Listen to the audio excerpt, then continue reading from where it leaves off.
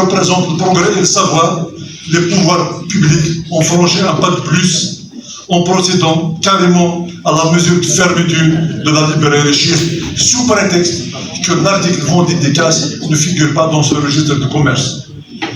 Et dire que cette librairie a toute une histoire depuis 1940 et qu'il exerçait cette activité ou cette prestation depuis plusieurs années. Sur ce, nous vous demandons, Monsieur le Wali, avec insistance, la levée de cette mesure discriminatoire que nous dénonçons vivement et la réouverture de la librairie avec la permission, si j'ose dire ainsi, d'exercer la prestation de vente des casses. La raison de ce tumulte est simple. Tout ce qui ne cadre pas avec la vision du pouvoir politique en place n'est pas automatiquement autorisé. Il n'y a que des activités organisées par l'administration et les organismes étatiques qui sont tolérés ou bien celles qui sont organisées avec leur collaboration afin qu'ils soient contrôlés. Pour bien agrémenter le paysage politique et culturel, le système recourt aux anciennes pratiques en multipliant la création d'observatoires et d'organisations civiles qui lui servent de relais et de façade démocratique. Ces derniers temps, on impose toutes les formes de restrictions aux associations culturelles, aux collectifs de jeunes et les comités de village pour célébrer de manière libre et autonome les journées commémoratives et les fêtes nationales telles que l'Inel et le printemps berbère. De lui communiquer la liste nominative des artistes, des conférenciers ou des auteurs écrivains qui animeront l'activité selon l'événement. Pour les salons des livres, on demande même les titres des livres qui seront exposés et les thèmes, voire le contenu des conférences, qui sont morveux, se mouchent. Cette censure, ce bâillonnement et ces dérives ne sont en fait que des abus de pouvoir et des violations des libertés individuelles et collectives que nous dénonçons énergiquement, sachant que les lois de la République garantissent en principe aux citoyens la liberté de pensée et d'expression, ainsi que la liberté d'association et d'action. La problématique majeure de notre pays réside dans le respect des lois et les deux poids mesures observés dans l'application de ces lois. Je passerai au secteur économique. Notre wilaya connaît un blocage et une paralysie chronique en matière d'investissement. Je pense que c'est le cas de la majorité des élus. C'est les rapports présentés par des directions qui ne contiennent pas suffisamment d'informations. Et le meilleur d'entre eux, si nous commencerons le compte par le bas, est celui de la direction de l'hydraulique. Ce n'est même pas de la simple littérature. Il ne comporte aucune indication par rapport à la date d'inscription des projets, des ODS de démarrage, et aussi des délais contractuels ou prévisionnels, et encore moins des contraintes rencontrées. Pour moi, c'est un manque de considération et de professionnalisme.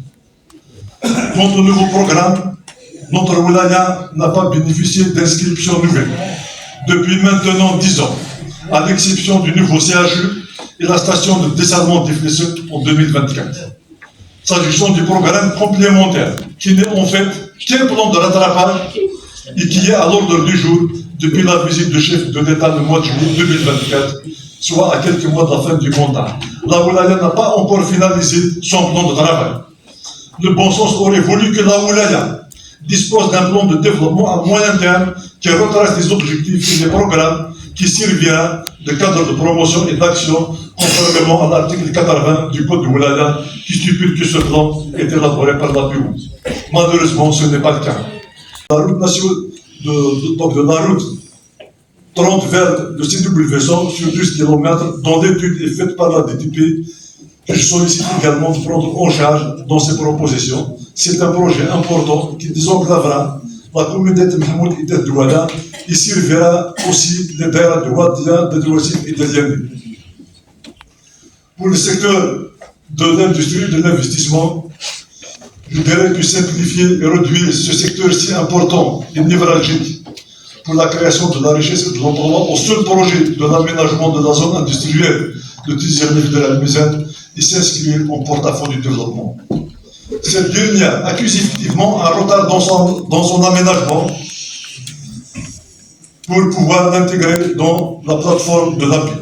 Mais la DUA s'est engagée lors de la dernière visite que nous avons effectuée, donc la commission de l'API, à livrer le projet d'ici la fin du premier trimestre 2025 et j'espère que la direction honorera son engagement. Ce qui va mal et qui bloque l'investissement et l'assainissement du foncier industriel dont un dossier est au niveau du conseil de participation de l'État depuis au moins une année. Cette opération porte sur le transfert de propriété de plus de 130 arwados de la SOGI à Divendus et par la suite leur versement au domaine public de l'État. Jusqu'à quand le gouvernement pour trancher et donner son aval, ça a pris du temps et tout cela est un manque à gagner pour notre wilaya. Monsieur le Président, je vous demande de consacrer une session spécialement pour l'investissement afin de cerner et d'identifier toutes les contraintes et les blocages et par conséquent arrêter une feuille de route à même de relancer toutes les zones sur des bases saines.